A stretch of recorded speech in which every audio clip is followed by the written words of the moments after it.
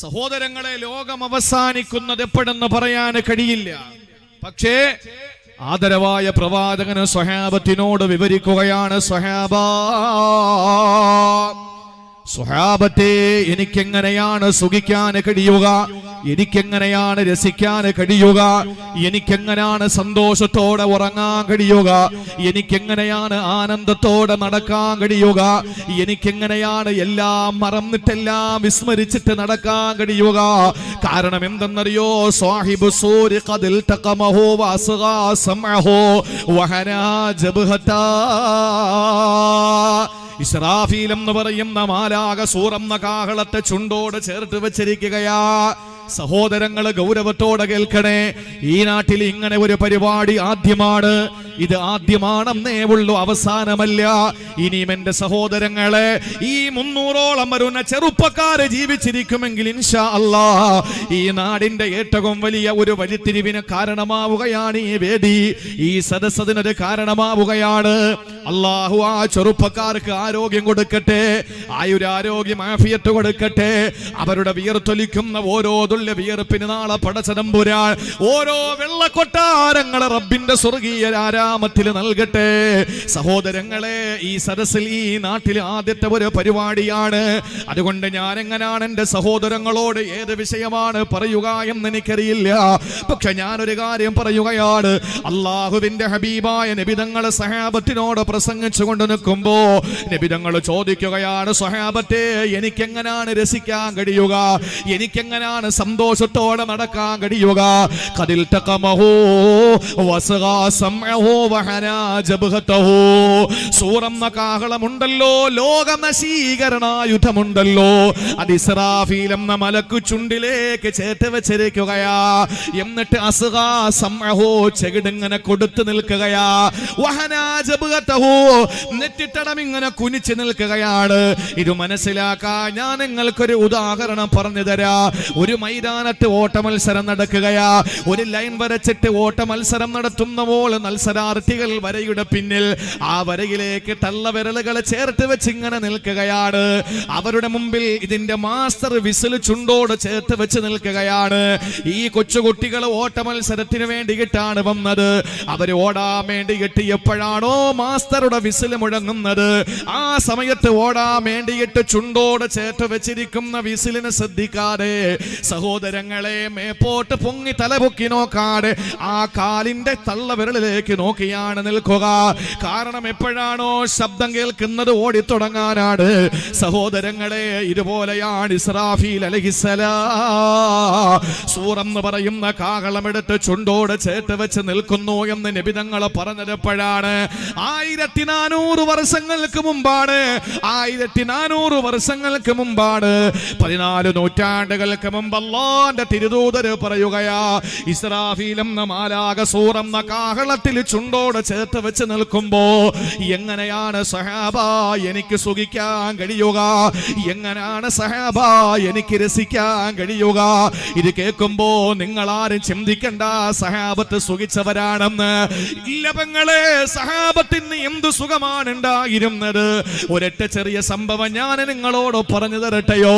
നിങ്ങൾക്കറിയുമോ, രാജ്യത്തിന്റെ ഭരണാധികാരികൾ പോലും, ഈ രാജ്യത്തിന്റെ രാഷ്ട്രപിതാവ് പോലും, മഹാത്മജി പോലും പറഞ്ഞത് ഇന്ത്യ രാജ്യത്ത് ആരുടെ ഭരണം വേണമെന്നാ? ആരുടെ ഭരണം വേണമെന്നാ? ഉമറുൽ ഫാറൂഖിന്റെ ഭരണം ഈ രാജ്യത്ത് വേണമെന്നാ പറഞ്ഞത്. എന്താണത് പറയാനുള്ള കാരണം എന്തറിയോ? 10 കോടി രൂപയുടെ 10 ലക്ഷം രൂപയുടെ കോട്ടിട്ടത് കൊണ്ടല്ല, നല്ല വില കൂടിയ പെണ്ണ് കുത്തിയത് കൊണ്ടല്ല, കണ്ണടക്കി എത്രയോ ലക്ഷക്കണക്കിന് രൂപയുടെ വിലയുള്ളത് കൊണ്ടല്ല. സഹോദരങ്ങളെ, ഉമർ റളിയല്ലാഹു അൻഹു മദീന ഭരണാധികാരിയായി ചാർജ് എടുക്കുന്ന ദിവസം, മദീനത്തിന്റെ ഭരണാധിപനായി ചാർജ് എടുക്കുന്ന ദിവസത്തിൽ ഉമറുൽ ഫാറൂഖ് റളിയല്ലാഹു തആല അൻഹുവിനെ മദീനത്തെ പള്ളിയിൽ കാണുന്നില്ല.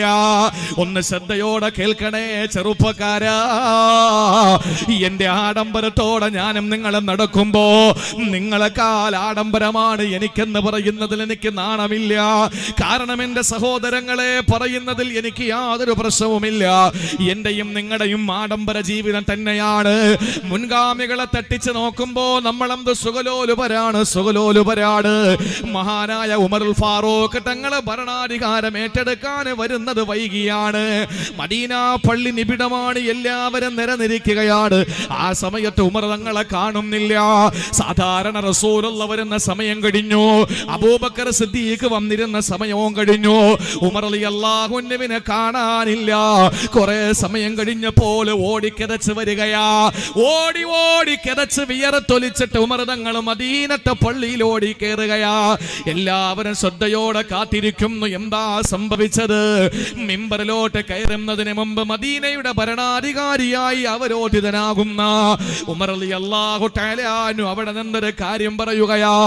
മക്കളെ, ഞാൻ താമസിച്ചതിന്റെ കാര്യം അറിയണ്ടേ? എന്നിട്ട് ഞാൻ നയപ്രഖ്യാപന പ്രസംഗം നടത്താ. ഞാൻ വൈകിയതിന്റെ കാരണം നിങ്ങളോട് പറഞ്ഞിട്ട് വേണം എനിക്ക് മിമ്പറിൽ കയറി നയപ്രഖ്യാപനം നടത്താൻ. അങ്ങനെ ആളുകളെ ശ്രദ്ധയോടെ കാത്തിരിക്കുമ്പോൾ ഉമറുൽ ഫാറൂഖ് തങ്ങൾ വൈകിയതിന്റെ കാരണം പറയുകയാ. എന്താ വൈകിയതെന്ന് അറിയോ? ഉമർ തങ്ങൾ പറയുന്നു, സഹാബാ, ഇന്നത്തെ ദിവസം ഉമറിന്റെ ജീവിതത്തിന് നിർണായക ദിവസമാണ്. ഇന്നത്തെ ദിവസം അല്ലാഹു അനുഗ്രഹിച്ച ദിവസമാണ്. മദീനയുടെ ഭരണസാരഥ്യം ഞാൻ ഏറ്റെടുക്കുന്ന ദിവസമാ. ഒരു ആത്മീയ സാമ്രാജ്യത്തിന്റെയും രണ്ട് ഭൗതിക സാമ്രാജ്യത്തിന്റെയും അധിപനായി ഞാൻ അവരോധിതനാവുകയാ. ഇന്നത്തെ ദിവസം ഞാൻ ധരിക്കുന്ന ഏറ്റവും നല്ല വസ്ത്രമാകണ്ടേ സഹാബ? ഇന്ന് ഞാൻ ഏറ്റവും നല്ല വസ്ത്രമല്ലേ ഇടേണ്ടത്? ഏറ്റവും നല്ല കുപ്പായമല്ലേ ധരിക്കേണ്ടത്? ഏറ്റവും നല്ല കന്തൂറയല്ലേ ധരിക്കേണ്ടത്? ഏറ്റവും നല്ല ജുബ്ബയല്ലേ ധരിക്കേണ്ടത്? സഹാബാക്കൾ സമ്മതിച്ചു. ഉമർ തങ്ങൾ പറയുന്നു, സഹാബത്തെ, ഞാൻ ഇന്നലെ രാത്രി നോക്കുമ്പോ ആ ഏറ്റവും നല്ല ജുബ്ബ കന്തൂറ അഴുക്ക് പിടിച്ച് കിടക്കുകയാ. അത് ഞാൻ എടുത്ത് കഴുകി സഹാബ. പിറ്റേന്ന് നേരം വെളുത്ത് ഞാൻ ഉണങ്ങാൻ വിരിച്ചു സഹാബ. ഒന്ന് ഉണങ്ങി കിട്ടണ്ടേ എന്നിട്ട് വേണം നിങ്ങളുടെ മുമ്പിലെത്താൻ. ഉണങ്ങിയത് പകുതിയാണ് ഞാൻ എടുത്തിട്ട് കൊണ്ടുവന്ന് ഇനിയും നിന്നാ വൈകി പോകുമെന്ന് പേടിച്ചുകൊണ്ട് സഹാബത്തിന്റെ കാര്യം മനസ്സിലായി. നോക്കുമ്പോൾ മദീന പള്ളിയുടെ മിമ്പറിലേക്ക് ഉമർ തങ്ങൾ നയപ്രഖ്യാപനത്തിന് കയറുകയാ. ആ സമയത്ത് മദീന പള്ളിക്കകത്തൊരു കൂട്ടക്കരച്ചിൽ നടക്കുന്നു. എന്താ കാര്യമെന്നറിയോ? കൂട്ടക്കരച്ചിലാണ്. സ്വഹാബാക്കൾ ഒരുമിച്ചിരുന്ന് പൊട്ടിക്കരയുകയാ. മദീന പള്ളി ഇതുപോലൊരു കരച്ചിലിന് രണ്ട് സമയത്താണ് സാക്ഷ്യം വഹിച്ചത്.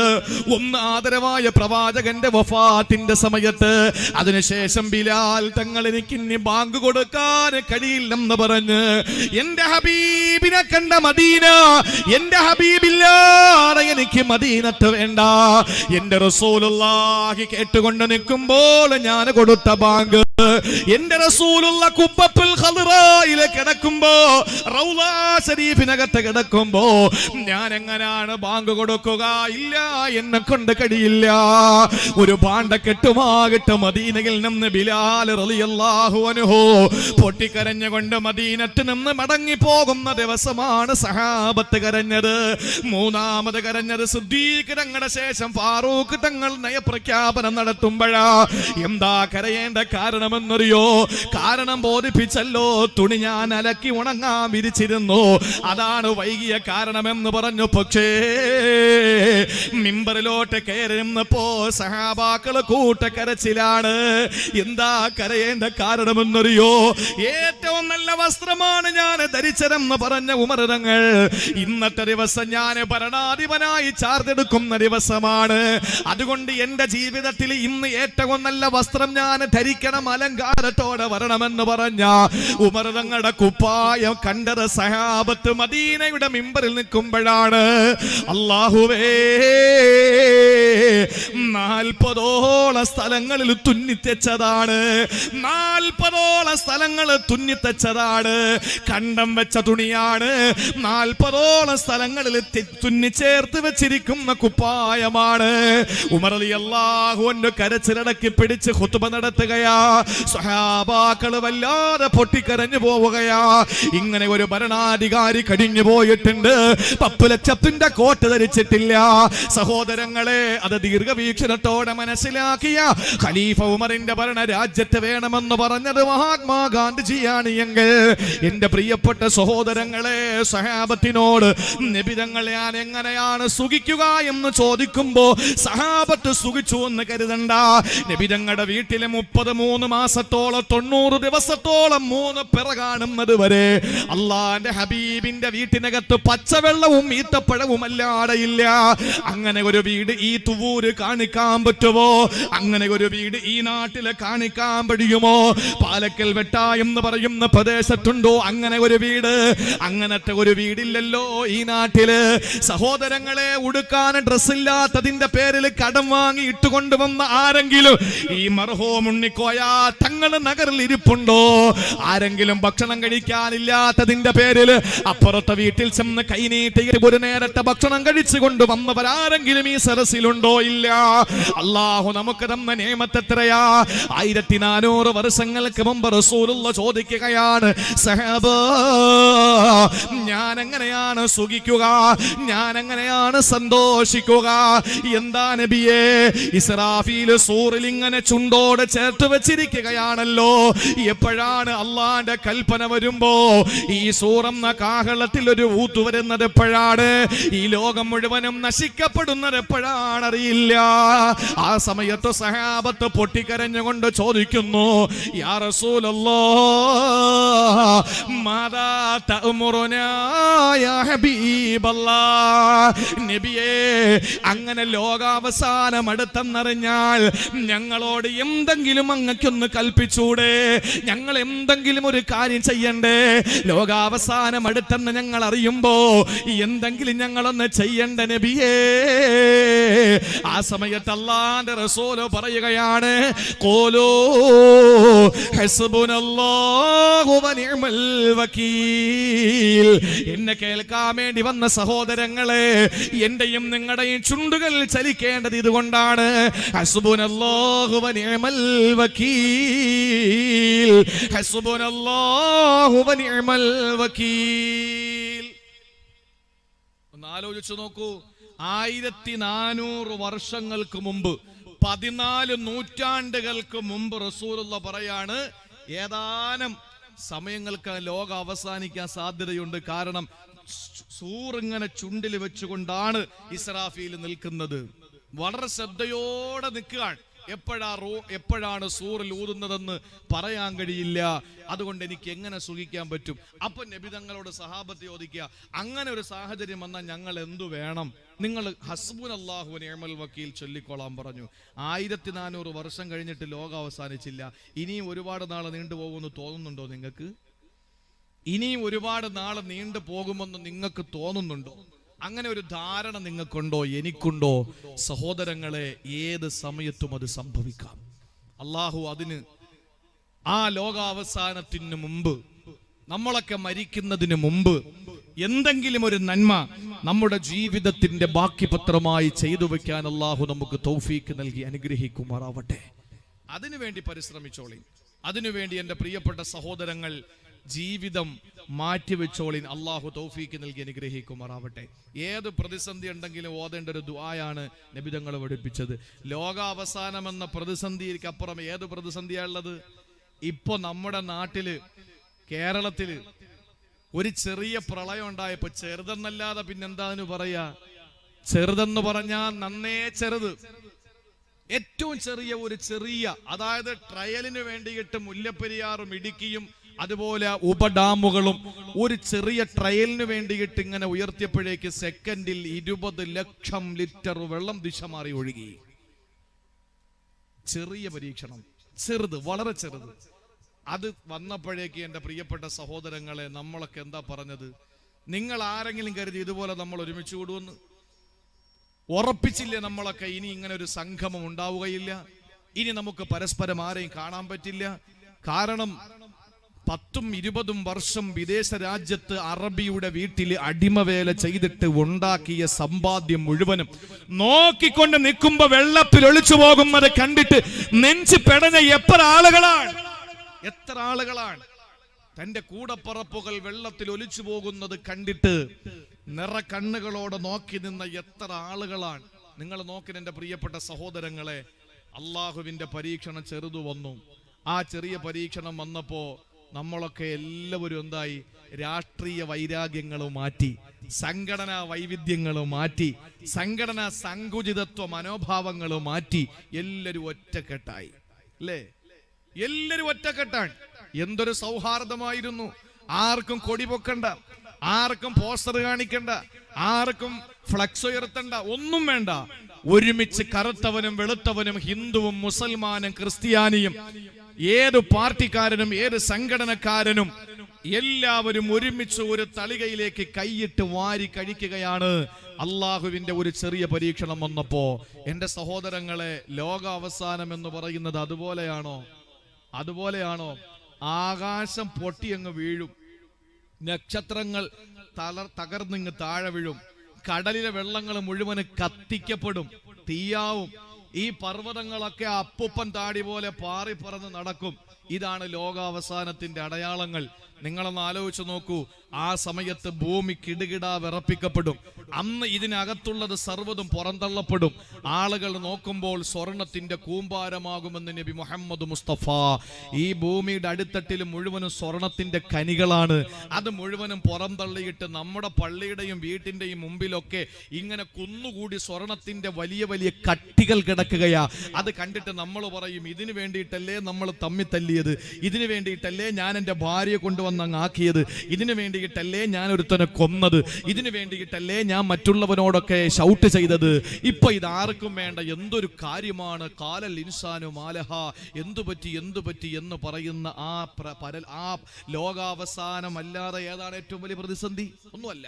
അപ്പൊ നമ്മൾ പറയേണ്ട ദിക്ർ ഏതാ? ലാ ഹൗല വലാ ഖുവത ഇല്ലാ ബില്ലാഹിൽ അലിയിൽ അലീം, ഹസ്ബുനല്ലാഹു വ നിഅമൽ വകീൽ.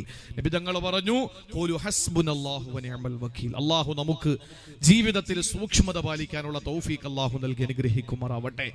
സഹോദരങ്ങളെ, വളരെ സെക്കൻഡുകൾ കൊണ്ട് ലോകം അവസാനിക്കുമെന്ന് പറയുമ്പോൾ ചില അടയാളങ്ങൾ വരാതെ ലോകം അവസാനിക്കില്ല എന്ന് നബി മുഹമ്മദ് മുസ്തഫ. ഉറക്കം വരുന്നില്ലല്ലോ, സമയമായില്ലല്ലോ. എന്താ ഇടയ്ക്കിടയ്ക്ക് പോകുന്നുണ്ട് പ്രശ്നം?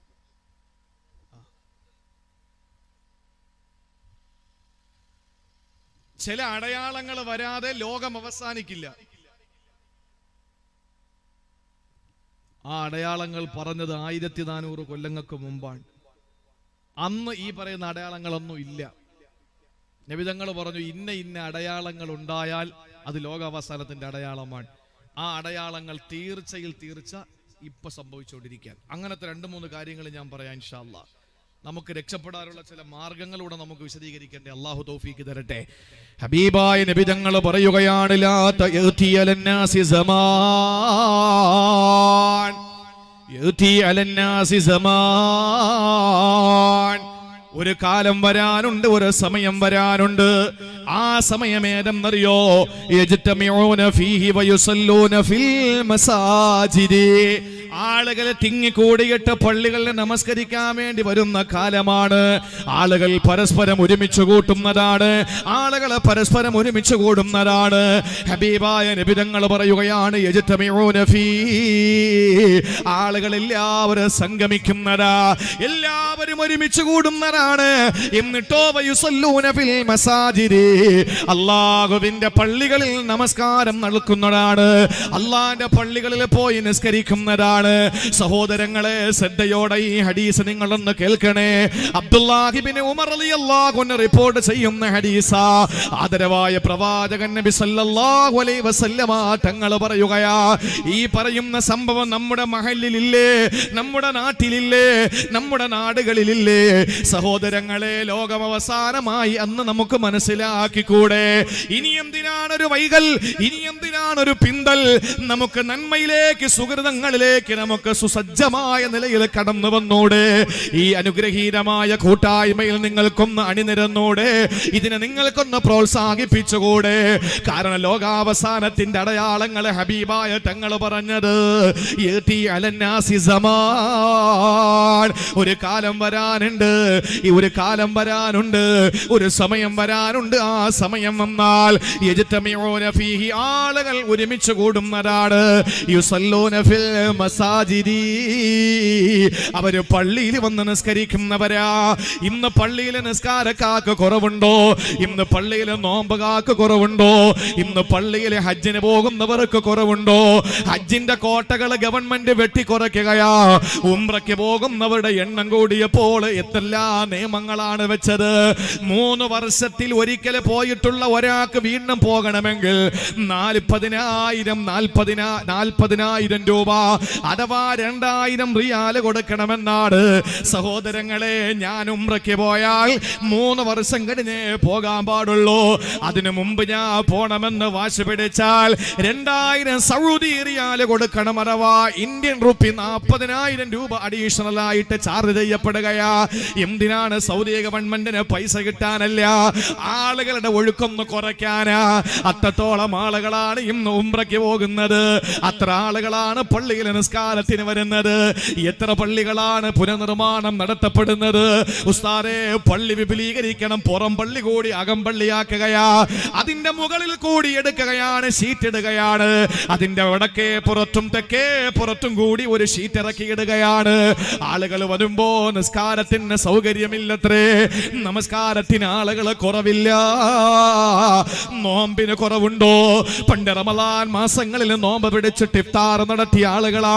ഇന്ന് പല പള്ളികളിലും സുന്നത്ത് നോമ്പുകളിൽ ഇഫ്താർ ഉണ്ട്.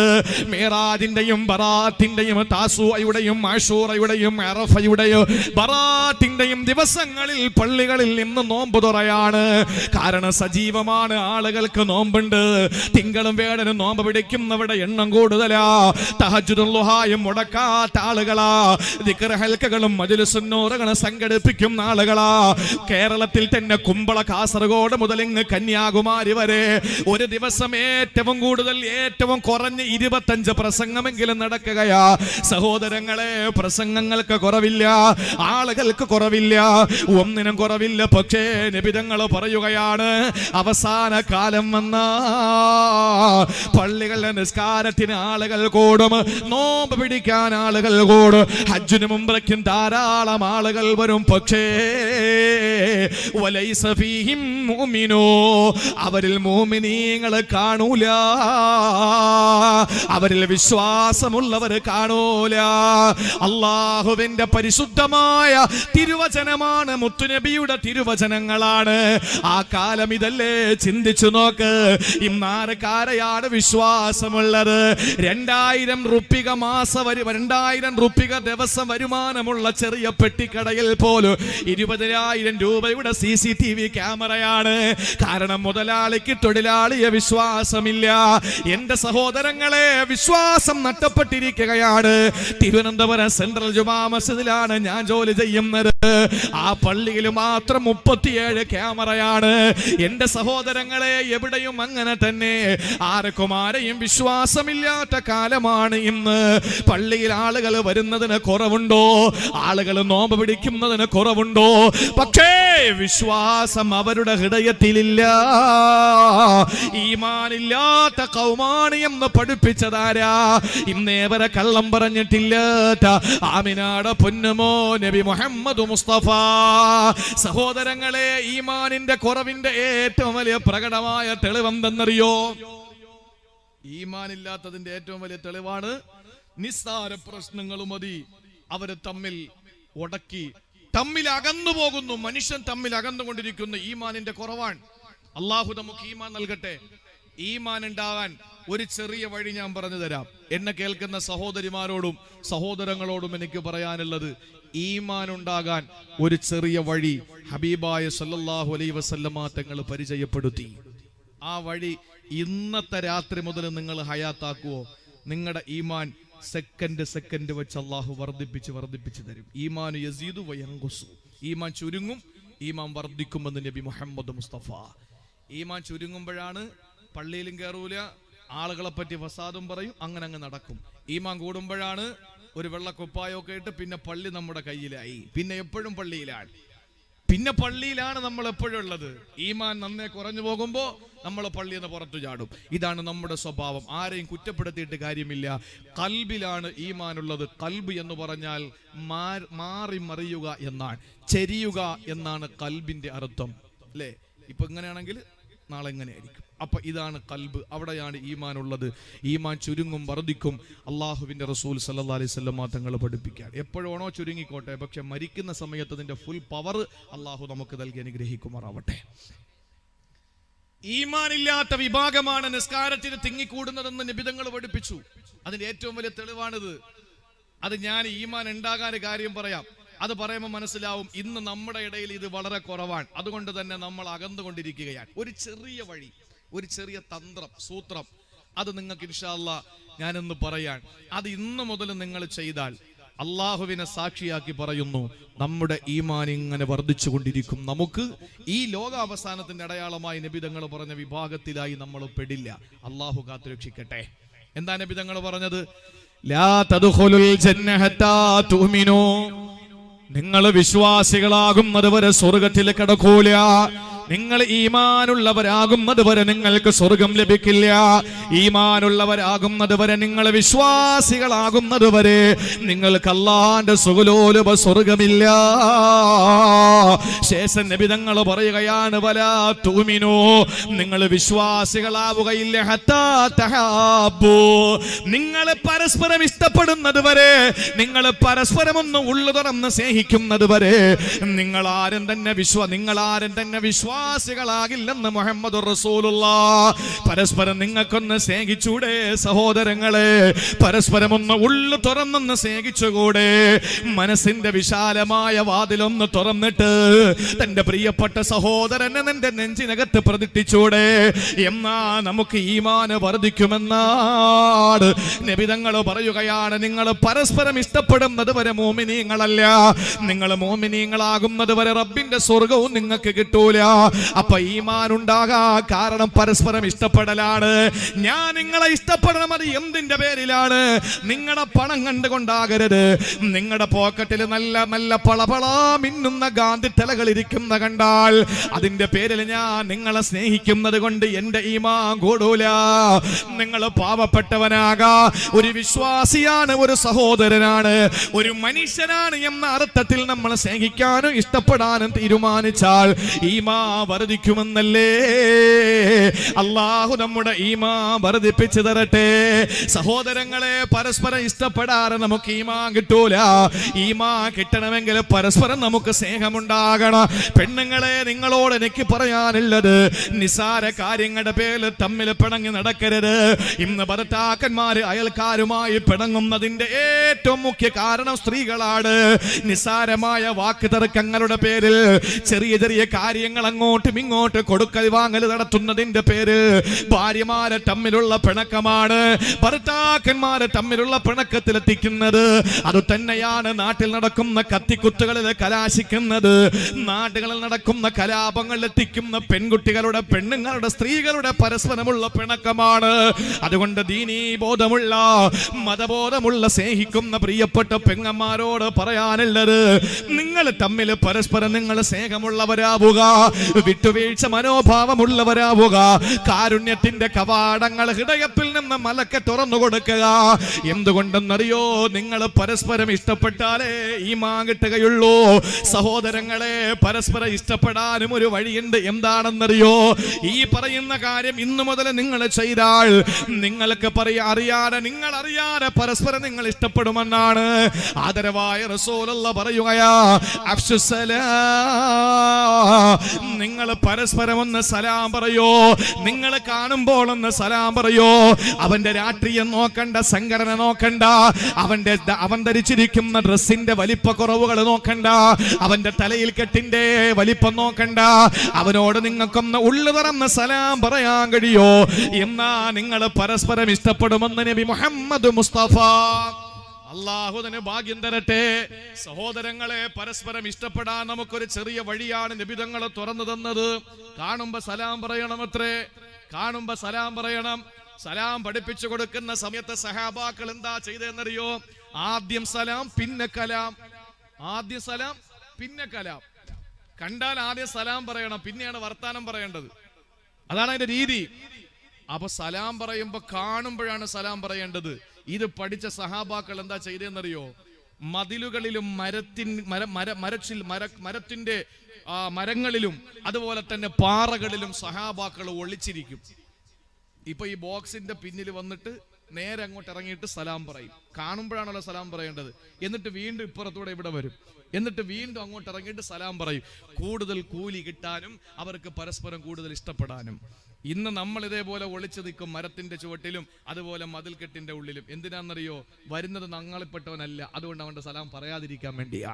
അത് ലോകാവസാനത്തിന്റെ ഏറ്റവും വലിയ അടയാളമല്ലേ സഹോദരങ്ങളെ? ഉള്ളു തുറന്നു സലാം പറയാൻ നമുക്ക് എന്താ മടി? ഞാൻ ചോദിക്കട്ടെ, സലാം പറയുന്നതിന് അള്ളാഹു വെച്ചിരിക്കുന്ന കൂലി 100 എണ്ണമാണ്. എത്ര റഹ്മത്താ, എത്ര കൂലിയാണ്? 100 കൂലിയാണ്.